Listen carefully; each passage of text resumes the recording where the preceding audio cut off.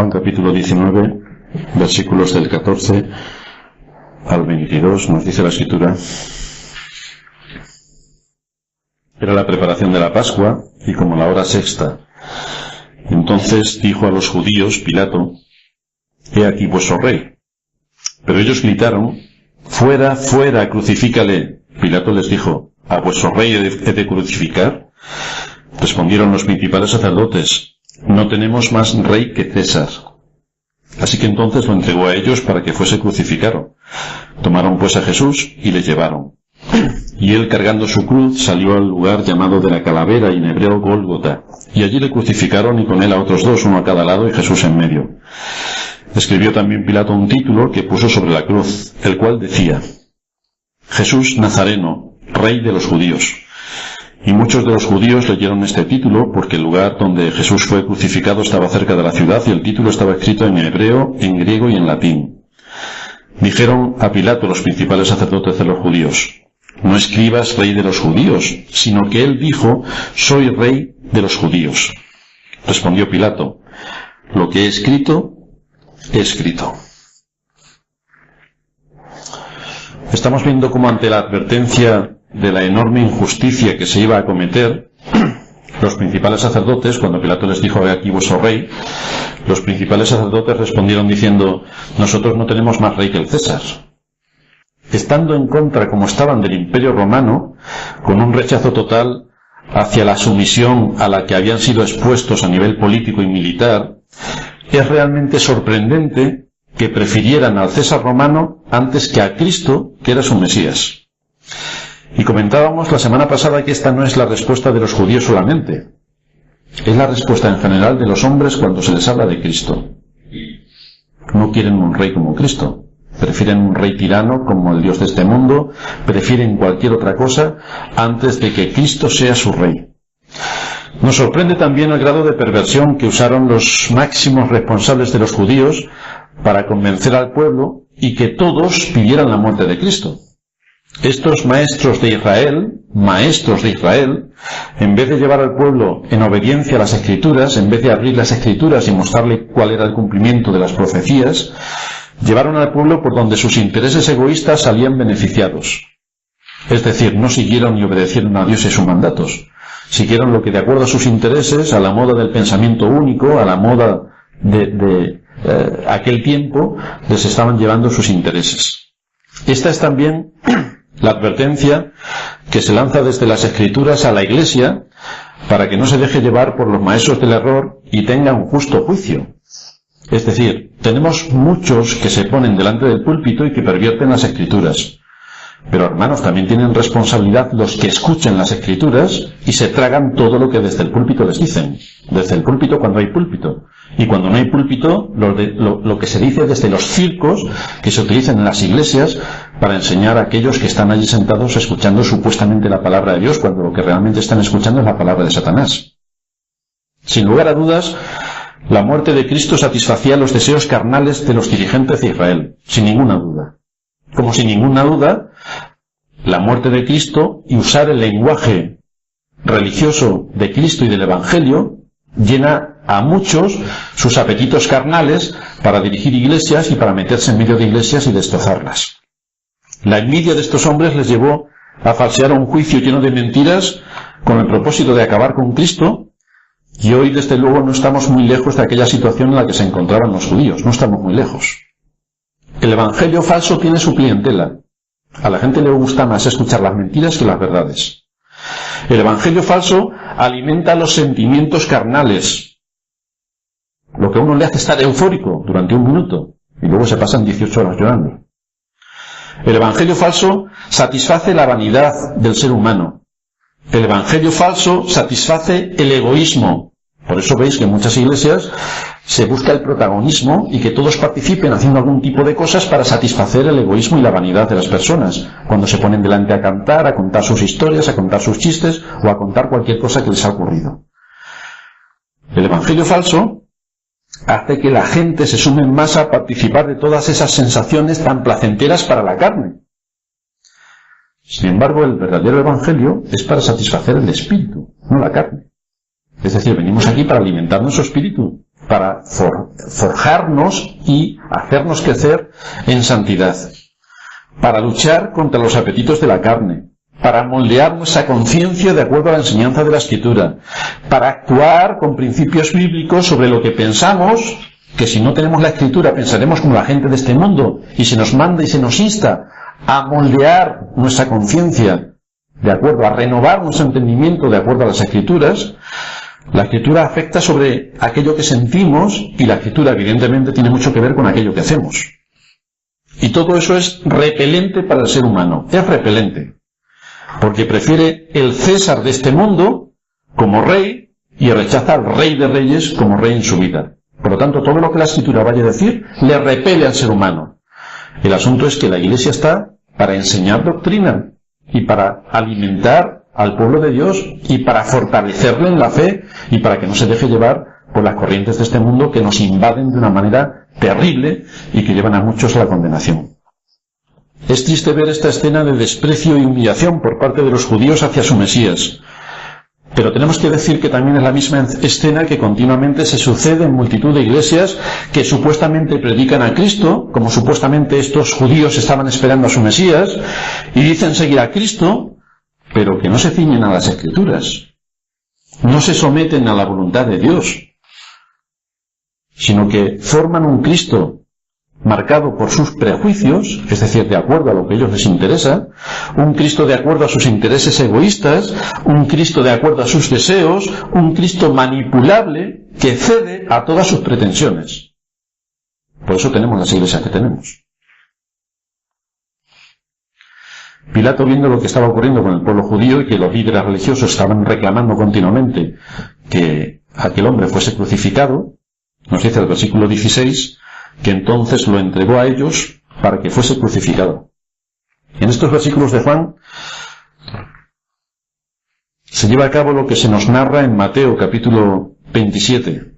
Ahí se nos dice en el capítulo 27, versículo 24, viendo Pilato que nada adelantaba, sino que se hacía más alboroto, tomó agua y se lavó las manos delante del pueblo, diciendo, inocente soy yo de la sangre de este justo, allá vosotros. Y respondiendo todo el pueblo, dijo, su sangre sea sobre nosotros y sobre nuestros hijos. Efectivamente, luego la historia refrenda que la sangre cayó sobre ellos, cuando apareció por allí el ejército romano y degolló a muchos de ellos. Viendo Pilato que los judíos no iban a cambiar su posición, tomó agua, como se nos narra aquí en Mateo, y lavó sus manos delante de ellos, diciendo, yo soy inocente de la sangre de este justo, allá vosotros con lo que estáis haciendo, pero yo más de lo que he hecho no puedo hacer. Supuestamente podemos imaginar que conocía algo de la ley de Dios, porque siguió el mismo proceso que se marcaba en la ley ceremonial judía. Si nos vamos al libro del Deuteronomio, capítulo 21, versículo 6, leemos allí que todos los ancianos de la ciudad más cercana al lugar donde fuera hallado el muerto lavarán sus manos sobre la becerra cuya cerviz fue quebrada en el valle y protestarán y dirán, nuestras manos no han derramado esta sangre, ni nuestros ojos la han visto. Con lo cual era un proceso, el lavarse las manos como para decir, yo soy inocente de todo lo que aquí está pasando, porque yo pasaba por aquí y no tenía nada que ver con lo que aquí está ocurriendo. De la misma manera, el Salmo 26 nos habla de cómo actuar en integridad manteniendo una diferencia completa con la corriente de este mundo. Allí nos dice el salmista, lavaré en inocencia mis manos. Otra vez utiliza la misma terminología como para decir, lo que está pasando en el mundo yo no tengo absolutamente nada que ver. Lavaré en inocencia mis manos y así andaré alrededor de tu altar, oh Jehová. Pero esta declaración de integridad que nos narra aquí el salmista, como diciendo, yo más de lo que estoy haciendo no puedo hacer en este mundo, estoy combatiendo con todas mis fuerzas para mantenerme íntegro, esta declaración de integridad nada tiene que ver con la conducta y actitud de Pilato, porque Pilato sí que era consciente de lo que estaba pasando y él tenía el poder de cambiar lo que estaba ocurriendo, y no lo hizo. Así fue como este cobarde, amante del mundo, interesado en no perder su posición como gobernador romano, y desde luego actuando en contra de su conciencia y de la ley que estaba vigente en el imperio, con lo cual tenemos dos cosas graves con las cuales se estaba atentando, contra su conciencia y contra la ley del imperio. Resulta que este hombre traiciona su conciencia y traiciona la ley.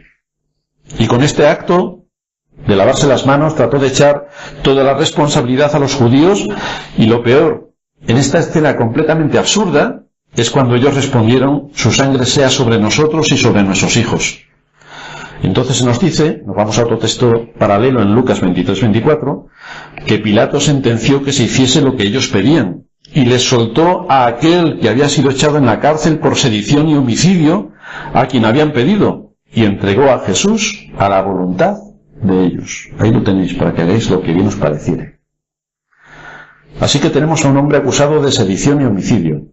Realmente estos eran los cargos que le habían imputado a Cristo, falsamente, y tenían uno en la cárcel que cubría y cumplía perfectamente ese cargo por sedición y asesinato, con cargos probados de verdad. Un hombre digno de ser ejecutado tal y como la ley establecía, pero a quien por intereses personales de los principales de los judíos es liberado, aunque había hecho mal al pueblo, aunque había aterrorizado a la nación, y este hombre culpable es cambiado por Cristo, quien precisamente estuvo haciendo bienes, quien estuvo sanando, quien estuvo alimentando y quien estuvo haciendo todo tipo de bienes en el mundo en el que le tocó vivir. Pilato vemos cómo cede a la voluntad de los principales de los judíos, cede a aquellos que debían aplicar la ley con rigor, los que presumían de su elección como pueblo de Dios. Nosotros somos el pueblo de Dios, el pueblo elegido. Aquellos que con tanta pomposidad se creían justos, y resultó ser que eran sepulcros blanqueados, tal y como el Señor les había comentado en más de una ocasión. Vista así esta escena, nos tenemos que preguntar: ¿cuántos más hay como sepulcros blanqueados en las filas cristianas? ¿Cuántos más hay como estos grandes judíos dirigentes del pueblo de Israel? ¿Cuántos hay que tuercen la doctrina de Cristo para presentar una doctrina humanista, el buenismo? ¿Cuántos hay que en vez de predicar todo el consejo de Dios se dedican a seguir la moda de este mundo, llevando a la gente a la perdición? ¿Cuántos hay?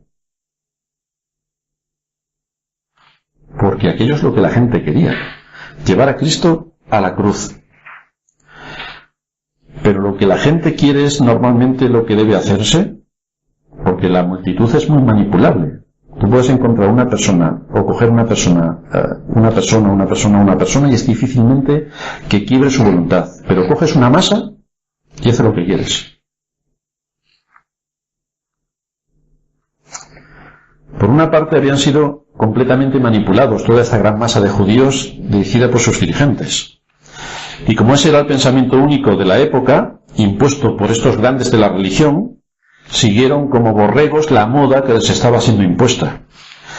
Pero por otra parte, nos encontramos una falta de sentido común en saber discernir. Es a lo que hacíamos referencia antes. Cuando la gente se sienta en las iglesias para escuchar, ¿no tiene discernimiento para saber que les están engañando? Es decir, tan lelos son la gente que se sienta a escuchar auténticas parrafadas humanistas y filosóficas y de moda social, que no se dan cuenta de que aquello no es la palabra de Dios. Porque hay una advertencia clara a los que escuchan de que cuidado con lo que escucháis. Tenemos que discernir lo que escuchamos y tenemos que someterlo todo al justo juicio de las Escrituras. ¿No deberíamos suplicar a Dios que nos dé pastores que nos alimenten y que nos apacienten con ciencia y con inteligencia? Porque precisamente es lo que menos abunda.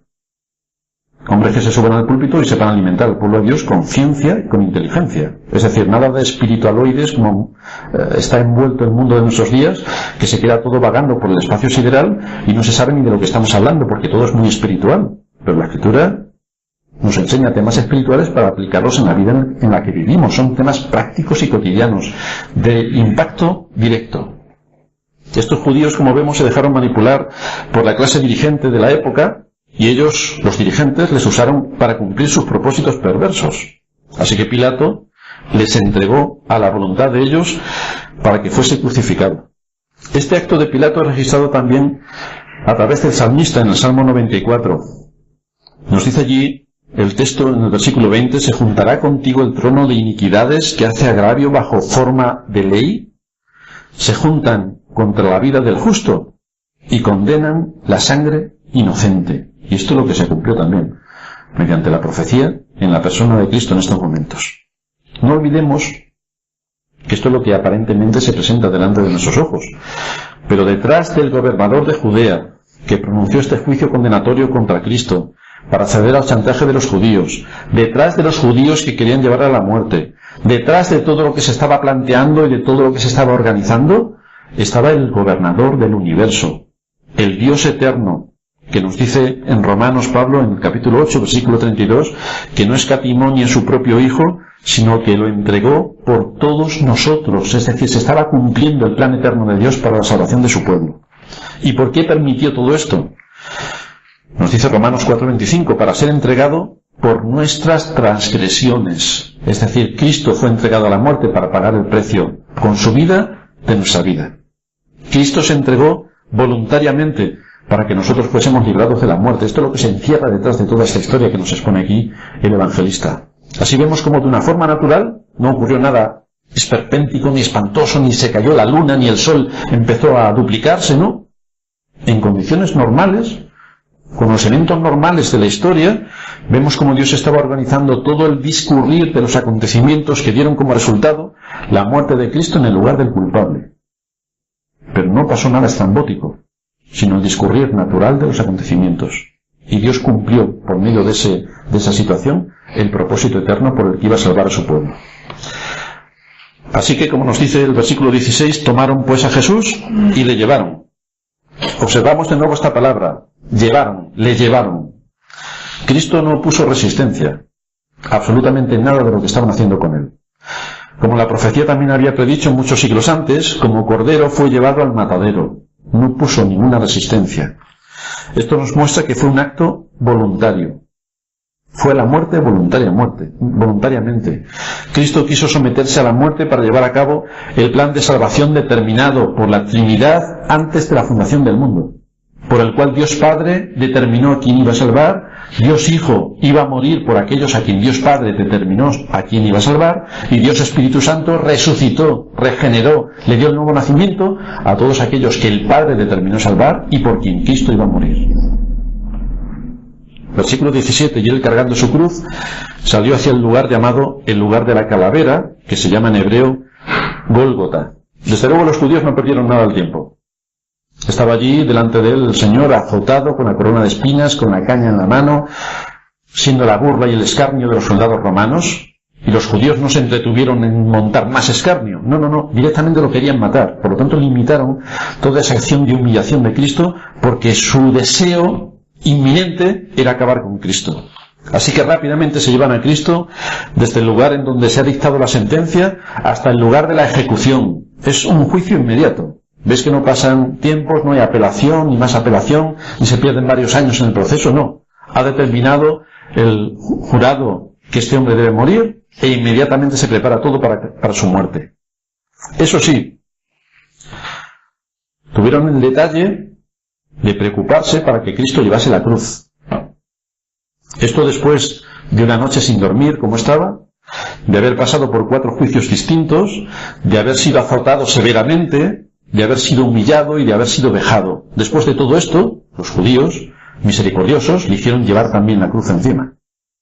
Desde luego es difícil hacer más escarnio sobre Cristo, una persona que no ha hecho nada en contra de la ley, que se ha mantenido fiel a la letra y al espíritu de la ley, quien había sanado a multitud de personas, quien había hablado con sabiduría a las gentes, y esta es la respuesta a su gracia, es decir, asegurarse de que sufre lo máximo posible. Esta es la respuesta del hombre. Así que nos encontramos a Cristo, el Señor de la gloria, llevando su cruz. Pero esto también había sido prefigurado anteriormente en la muerte previsible de Isaac. Nos dice el texto de Génesis 22:6 que tomó Abraham la leña del holocausto y la puso sobre Isaac su hijo. Y todos sabemos la historia. Cuando Abraham estaba a punto de sacrificar a Isaac, se le dio un sustituto que estaba enredado entre las zarzas para que muriese en el lugar de Isaac. Y en este mismo caso ocurre lo mismo con Cristo. En vez de que nosotros seamos puestos para ser ejecutados por nuestros pecados, se nos da un sustituto, el Cordero Inmaculado, que es puesto también para ofrecer el sacrificio y pagar por nuestros pecados.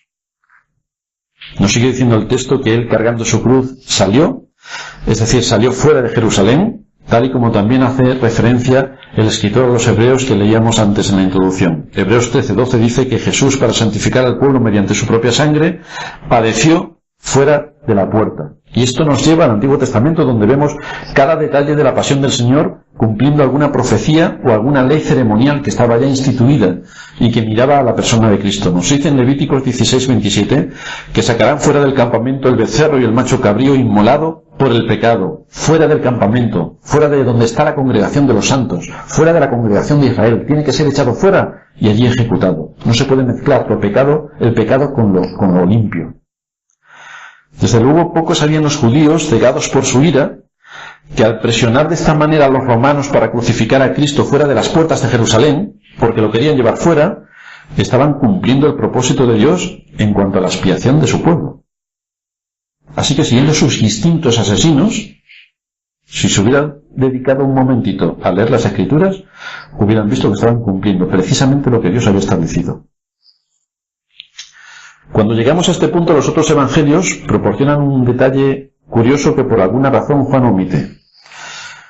Posiblemente la cruz que llevaba nuestro Señor pesaba en torno a 55 o 65 kilos, lo cual era bastante para una persona que le han dado una paliza tan brutal. Y después debía recorrer una distancia que está entre 600 y 1000 metros, que es de donde estaba el enlosado, el lugar del juicio, hasta el monte en el que iba a ser crucificado. Y el terreno, desde luego, por el que tenía que ir, no era una avenida amplia y cristalina. Era terreno pedregoso porque estaba subiendo a un monte y aquello estaría, pues como todos imaginamos que puede ser un monte cuando estás subiendo una de sus laderas. Y aquí es donde aparece Simón de Cirene, que Juan por alguna razón omite. En Mateo 27:32 se nos dice que cuando salían hallaron a un hombre de Cirene que se llamaba Simón. A este obligaron a que llevase la cruz. Sabéis que muchos de los comentaristas, y esto es lo que generalmente se predica desde los púlpitos, Simón se dispuso a llevar la cruz del Señor, porque Cristo estaba agotado y se tambaleaba por el peso que tenía que soportar. Pero eso no es lo que está diciendo el texto. Aquí no vemos que Simón de Cirene se compadeció del Señor y por lo tanto se dignó a ayudarle. No es lo que está diciendo el texto. Lo que nos dice el texto es que Simón de Cirene fue obligado por los romanos a llevar la cruz, obligado. Lo cual nos muestra que no había ni una sola persona entre toda esa gente a la cual el Señor había hecho grandes beneficios, con la suficiente compasión y con el valor para llevar voluntariamente esa carga. Tuvo que ser por obligación, no voluntariamente. Tuvo que ser por obligación el remedio puesto para ayudar a Cristo en esos últimos momentos de su vida. Salió al lugar llamado el lugar de la calavera, que se llama en hebreo Gólgota. El lugar de la calavera significa el reino de la muerte. Desde luego no se podría usar otro nombre más específico para referirse a este mundo a causa del pecado. ¿No vivimos en un mundo donde reina la muerte? ¿Donde gracias al pecado reina la muerte? Ya le fue dado aviso a Adán de que el día que comiese del fruto prohibido moriría. Y Adán quiso comer del fruto prohibido. Y con su desobediencia vemos cómo la muerte entró en el mundo. Y cómo todos los seres que estamos en este mundo estamos dentro de este ámbito de la muerte. Por lo tanto, vivimos en un mundo donde la muerte está reinando. Sin embargo, Dios ya había levantado un Salvador para llevar a cabo su victoria sobre la muerte. Nos dice el libro de Hebreos en el capítulo 2, versículo 14, que por cuanto los hijos participaron de carne y de sangre, Él también participó de lo mismo para destruir por medio de la muerte al que tenía el imperio de la muerte. Esto es al diablo. Por tanto, en el cumplimiento de Dios para dar satisfacción al reinado de su Hijo y someter a todos sus enemigos, la muerte de Cristo era un papel fundamental para que sometiese a todos los enemigos por estrado de sus pies. Así que con su muerte, Cristo mató la muerte. Este es el último enemigo que será abatido para que el reino de Cristo quede completamente constituido en todo el universo. Sigue diciendo Juan, aquí en el versículo 17, lo que se llama en hebreo Gólgota. El monte de la calavera en hebreo es Gólgota. Y esta expresión se usa dos veces en relación con la crucifixión de nuestro Señor. Lucas nos da el nombre gentil de este lugar y le llama Calvario. Nos dice en Lucas 23:33 que cuando llegaron al lugar llamado de la Calavera, le crucificaron allí, y a los malhechores, uno a la derecha y otro a la izquierda. Juan usa el término Gólgota. Le crucificaron y con él otros dos, uno a cada lado, y Jesús en medio. Así que vemos aquí cómo se desarrolla toda esta escena entre los comentarios que hace cada uno de los evangelistas para situarnos exactamente en el momento en el que el Señor empieza a ser colocado en la cruz. Este versículo, desde luego, el número 18 del Evangelio de Juan, capítulo 19, va a registrar el cumplimiento de al menos 3 profecías del Antiguo Testamento. En primer lugar, la manera en la que el Señor iba a morir, que había sido predicha ya por el salmista. 1000 años antes de que esto ocurriera, la profecía ya decía: horadaron mis manos y mis pies. Salmo 22:16. Y es así exactamente como murió nuestro Señor. La forma judía, ya hemos dicho esto en otras ocasiones, la forma judía de la pena capital se llevaba a cabo por lapidación, porque ellos le habían acusado de blasfemo. Y el blasfemo tiene que morir por lapidación. Pero ni una palabra de Dios puede quedar sin cumplir. Así que los judíos reclaman incomprensiblemente que Cristo sea crucificado de acuerdo a la forma de ejecución romana, que era por crucifixión, con el propósito de que derramase su sangre. Porque ya sabemos que sin derramamiento de sangre no hay remisión de pecados. Por lo tanto, Cristo no podía morir de otra manera sino derramando su sangre. Porque la vida en la sangre está. Y era preciso que Cristo derramase su sangre para dar cumplimiento a todo el ceremonial que se había instituido y que miraba a Cristo como aquel que iba a derramar su sangre, el Cordero inmolado que iba a derramar su sangre en propiciación por nuestros pecados. En segundo lugar, vemos también cómo Isaías ya profetizó en el capítulo 53, versículo 12, que fue contado con los transgresores. Y uno, si sabe contar, ve que había 3. Uno a cada lado de Cristo y él en medio. Fue contado entre los transgresores, como uno más de ellos. Así vemos cómo el objetivo de los judíos era añadir más humillación y más vileza a la persona de Cristo. Estaban poniendo a Cristo al lado de la basura de la sociedad judía. Aquellos que estaban siendo crucificados eran los más viles de los viles, y Cristo en medio de ellos. Pero no se dieron cuenta de que en esta expresión de su maldad estaban cumpliendo la profecía. Fue contado entre los impíos. En tercer lugar, también se profetizó que estaría con los impíos en su muerte. Es una traducción literal de Isaías 53:9. No solamente fue contado con ellos, sino que estaría con ellos en su muerte. Si los judíos hubieran interpretado bien las Escrituras, habrían actuado de una forma completamente contraria. Pero estaban tan obcecados con el pensamiento único que les embargaba, con la corriente social de la época en la que les tocó vivir, con esperar un rey que les liberase del imperio romano, al cual aborrecían por completo, que todo esto fue determinante para que acabaran completamente perdidos en cuanto a la interpretación bíblica. Porque cuando llegó la luz, ellos amaron más las tinieblas que la luz, porque sus obras eran malas, porque estaban con unos prejuicios terribles en contra de las Escrituras y a favor de la carne y de todo lo que tenía que ver con los asuntos de la política militares, que les llevó por completo a mirar a otro sitio en vez de a Cristo. Y tenemos que decir con todo esto que la historia se repite y se repite. Los que debían ser luz en medio de los judíos, resultó que fueron tinieblas. Y los que hoy deben ser luz en medio del pueblo cristiano, resulta que están enseñando a la gente según sus prejuicios sectarios, de acuerdo a la moda de este mundo, al pensamiento único que nos invade, y todo interpretado de acuerdo a la situación en la que nos encontramos. Pero son incapaces de abstraerse de la situación en la que nos encontramos y centrarse en lo que enseñan las Escrituras. Es exactamente lo que le pasó a los judíos. Y así seguimos errando y errando y errando y llevando a las gentes a la condenación. No hay conocimiento de Dios, porque si lo hubiera, la gente actuaría de otra manera y serían útiles para su generación. Pero vemos como en general la Iglesia de nuestros días prefiere satisfacer o su egoísmo, como hacían los judíos, o sus vanidades, como también hacían los judíos, o sus bolsillos, que también lo hacían los judíos, antes de someterse en obediencia a la palabra. Todo menos la palabra. Cualquier rey menos Cristo. En esta situación, ¿por qué permite Dios que su amado Hijo sea tan escandalosamente tratado? ¿Por qué lo permite? Porque aquí su propósito es mostrarnos cómo Cristo se había puesto en nuestro lugar delante de la ley, siendo inocente. Y a alguien que es culpable, nosotros no le haríamos eso. No dejaríamos salir todos nuestros instintos para bofetearle, escupirle, azotarle y acabar con él crucificado. Si fuera culpable de verdad, ¿no haríamos nosotros eso? Pues eso es lo que pasó con Cristo, siendo inocente, para que todas nuestras cargas delante de la ley quedasen crucificadas con Cristo. Era el lugar en el que nosotros deberíamos estar a causa de nuestros pecados. Ese es el lugar de la vergüenza, es el lugar de la condena, es el lugar de la pena impuesta por nuestra violación de la ley.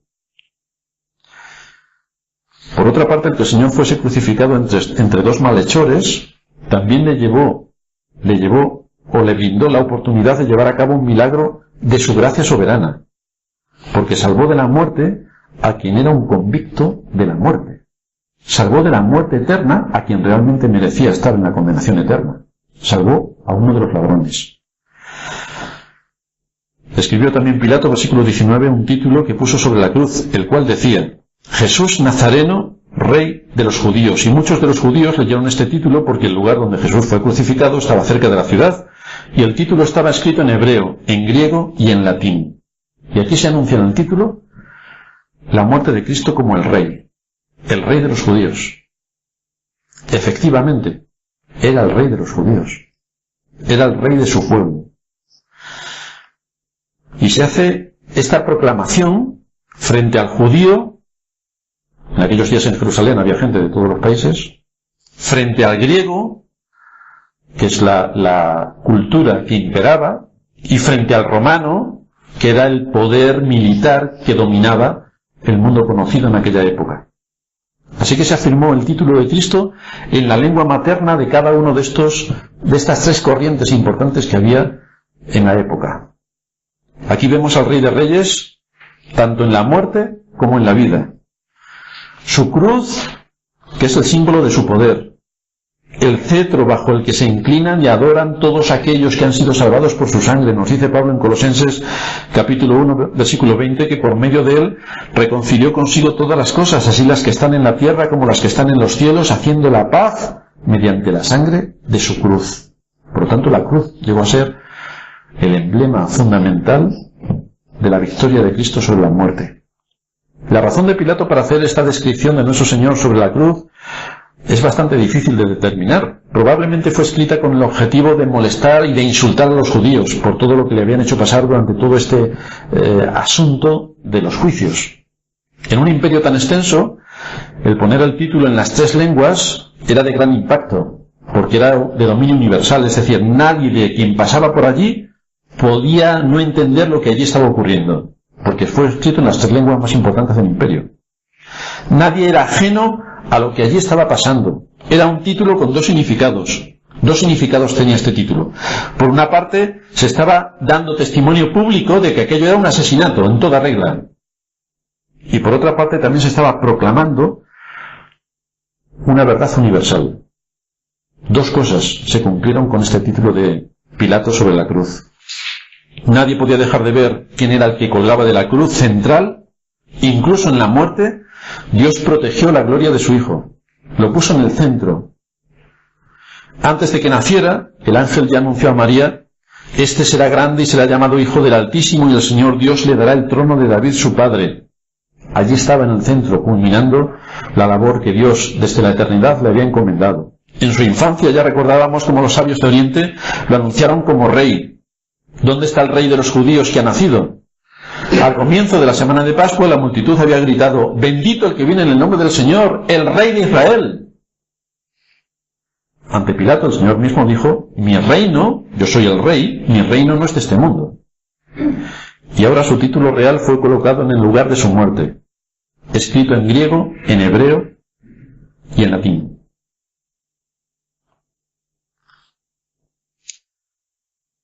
Nos resulta curioso que el título haya sido puesto en hebreo en primer lugar. Hebreo era la lengua de los judíos. Griego era la lengua del mundo cultural, de todo lo que tenía que ver con la importancia cultural y social.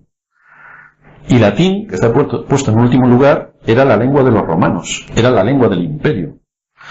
por lo que todos los que estaban reunidos alrededor de la cruz podían leer el título en su propio idioma. Todos fueron conscientes y conocedores de lo que allí estaba ocurriendo. Recordad que la confusión de lenguas fue el signo de la maldición de Babel, cuando aquellos hombres querían construir una torre que llegase hasta el cielo y, ¿por qué no?, entrar ya en las moradas eternas directamente, haciéndose Dios. Y es significativo que se nos recuerde esto aquí, cuando Cristo fue hecho maldición por nosotros. Dios maldijo a aquellas gentes y les dio a cada uno una lengua distinta para que no se pudieran poner de acuerdo. Y resulta que en este lugar, el lugar donde reina la muerte, que es como se llama el monte de la calavera, resulta que Dios hace maldición a Cristo por nosotros. El hebreo era la lengua de la religión. El griego la lengua de la ciencia y de la cultura y de la filosofía. El latín era la lengua de la ley. Y en cada uno de estos reinos encontramos a Cristo como rey. Encontramos a Cristo como rey en lo religioso, porque Él es la revelación del verdadero Dios. Encontramos a Cristo como rey en la ciencia, porque Él es la fuerza que opera detrás de todas las cosas. Por Él todas las cosas subsisten, dice Pablo en Colosenses 1:17.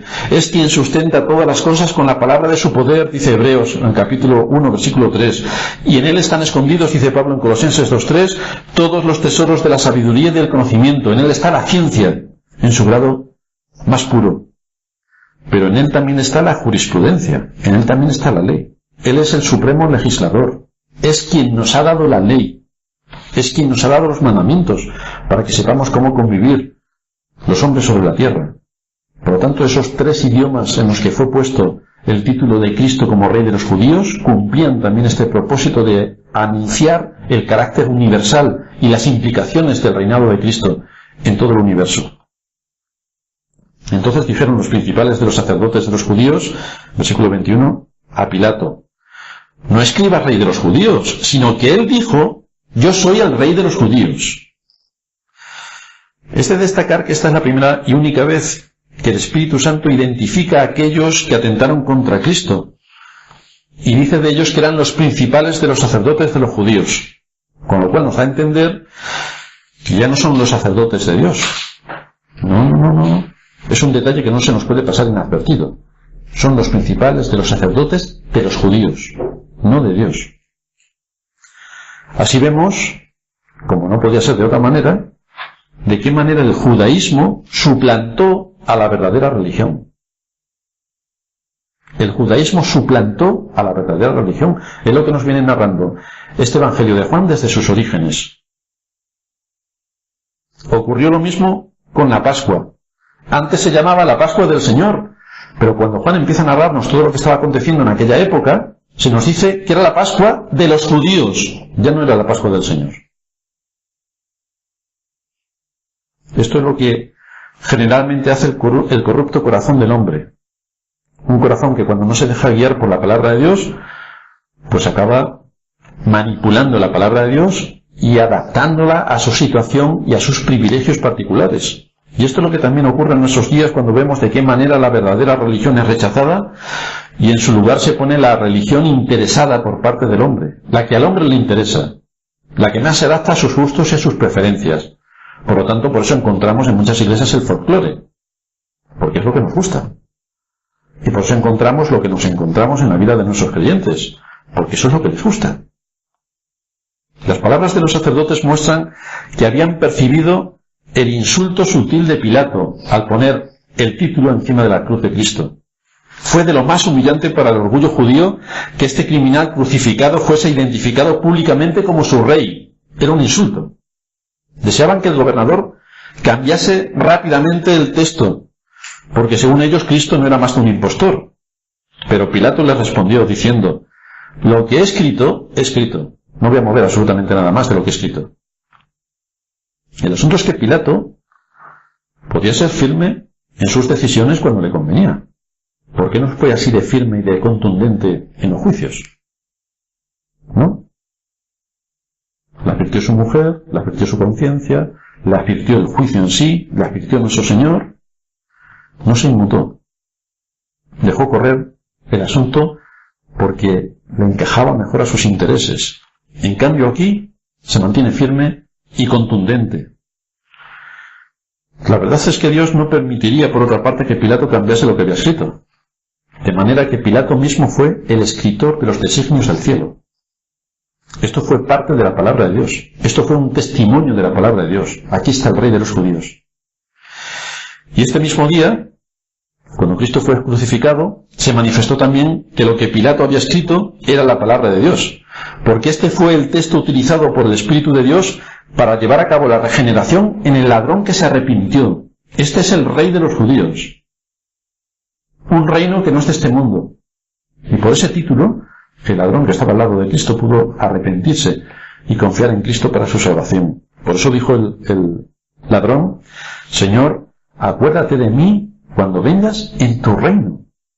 ¿Veis cómo estaba reconociendo la autoridad de Cristo, la autoridad real de Cristo? Con lo cual muestran que su fe se basaba en lo que el gobernador romano había escrito y había colocado en la cruz, y que sus ojos y su entendimiento fueron abiertos para creer en Cristo por la fe, en el último momento de su vida. Juan 19:23 nos sigue diciendo que cuando los soldados hubieron crucificado a Jesús, tomaron sus vestidos, hicieron 4 partes, una para cada soldado, tomaron también la túnica, la cual era sin costura, de un solo tejido de arriba a abajo. Entonces dijeron entre sí: no la apartamos, sino echemos suerte sobre ella, a ver de quién será. Será un solo tejido, será una única pieza, no la vamos a partir. Y esto fue para que se cumpliese la escritura que dice: repartieron entre sí mis vestidos y sobre mi ropa echaron suertes. Y así lo hicieron los soldados, dice el texto. Los soldados habían terminado su trabajo clavando a nuestro Señor en la cruz. Habían puesto el título de Rey de los judíos en los 3 idiomas en la base superior de la cruz, sobre su cabeza. Y después, como era costumbre, se procedió a dividir la ropa del ajusticiado entre todos ellos, que es lo que se hacía habitualmente. En la mayoría de los países, dice Ryle, la ropa de una persona muerta por la ley pasa a ser propiedad del verdugo, y así ocurrió también con la ropa de nuestro Señor. Así que vemos como los 4 soldados encargados de clavar a Cristo en la cruz dividieron sus ropas en 4 partes iguales, porque eran ellos quienes les habían crucificado. Pero con la túnica tenían un problema. Dice la Escritura que tomaron también su túnica, la cual era sin costura, de un solo tejido de arriba abajo. Por lo cual decidieron: no la apartamos, sino echemos suerte sobre ella, a ver de quién será. No vamos a partir una pieza tan valiosa. Y entonces se cumplió la Escritura del Salmo 22, que dice: repartieron entre sí mis vestidos y sobre mi ropa echaron suertes. Que es exactamente lo que los soldados acabaron haciendo. De manera que todos estos detalles sobre la muerte de Cristo estaban ya determinados. Detalles importantes estaban determinados por el sabio consejo de Dios para que esto ocurriera de aquella manera. Esto no tiene nada que ver con el hecho de que Dios vio el futuro y, por tanto, como vio el futuro, sabía cómo iban a actuar los soldados y así le dijo a los profetas que escribiesen lo que él vio en el futuro. Esto no es lo que dice la Escritura. Es que todo ocurrió por el determinado consejo de Dios, es decir, fue la voluntad de Dios que ocurriera así, y ocurrió como la voluntad de Dios había establecido. Algunos detalles que no se nos deben pasar sobre la túnica de Cristo. Las prendas de vestir en la Escritura hablan de la conducta, figuradamente. Hablan de cómo tiene que ser nuestro carácter. Dice el apóstol Pedro en el capítulo 5, versículo 5, en la primera carta: igualmente jóvenes, estad sujetos a los ancianos y todos sumisos unos a otros, revestidos de humildad. Nos tenemos que vestir de algo. En este caso Pedro dice que nos tenemos que vestir de humildad. De manera que la túnica del Señor era de una sola pieza, dando a entender la perfección de sus caminos, su perfección. A diferencia de las demás prendas de vestir, su túnica era sin costura. Sin ninguna costura, era perfecta. Desde luego debía ser una túnica costosa, por lo que los soldados no quisieron romperla. Eso rompe bastante también, eso contradice bastante el espíritu de muchos que piensan que para ser cristiano tiene que ser pobre, tienes que ser ignorante y pobre. Esto es el síntoma del cristiano. Bien, pues aquí vemos que no. Que la túnica de nuestro Señor era especial, de una sola pieza y por lo tanto de altísimo valor. Con lo cual no está reñido el vestir bien y el demostrar una apariencia como se debe demostrar en la sociedad en la que hemos vivido respecto a ser cristiano o no ser cristiano. Por otra parte, también se habla de la justicia de Cristo como el manto de justicia. un manto que envuelve completamente a la persona. Para esta túnica los soldados tuvieron que echar suertes, y se nos dice en Proverbios capítulo 16, versículo 33, que las suertes se echan al regazo, mas de Jehová es la decisión de ella. De manera que la conducta de estos soldados declara que el mejor vestido, lo mejor, no está dejado al capricho de la voluntad del hombre, sino que el Señor mismo determina para quién es aquello. Esto entra también dentro del consejo de Dios.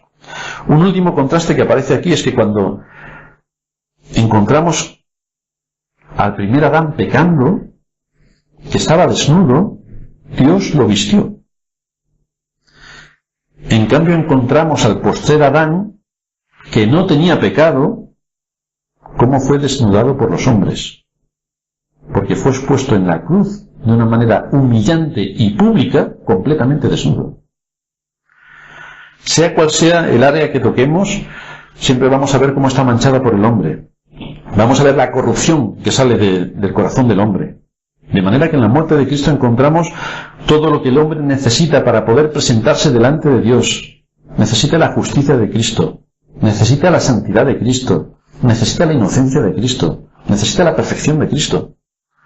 Por eso cuando nos presentamos delante de Cristo no lo hacemos en nuestro nombre. Cuando nos presentamos delante de Dios no lo hacemos en nuestro nombre, lo hacemos en el nombre de Cristo, que es quien murió en nuestro lugar y es quien puede presentarnos limpios y sin mancha delante de Él. Así que aquí encontramos la gran historia de la redención. Una historia que se desarrolla de forma natural, con el devenir histórico de los acontecimientos de forma natural, pero que encierra detrás toda la sabiduría de Dios para que el justo pagase por los injustos y hacernos limpios y sin mancha delante de Él, de manera que podemos tener una amplia entrada en el reino de los cielos. Esta es la gran historia de la redención.